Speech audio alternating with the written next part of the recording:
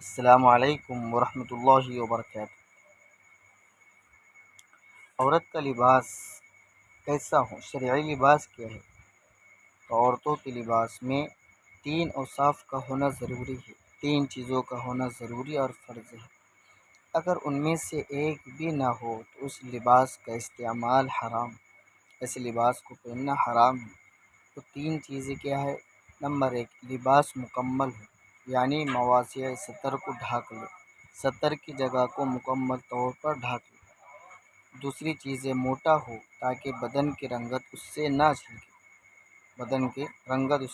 جھلکے، اور نمبر تین، ڈھیلا ڈھالا ہو تاکہ پوشیدہ اعضاء، جو چھپے ہوئے اعضاء ہے بدن کی ساخت ہے، بناوٹ ہے، وہ ظاہر نہ ہو۔ تو عورت کے شرعی لباس کے اندر یہ تین چیزیں ضروری ہے، ورنہ لباس پہننا حرام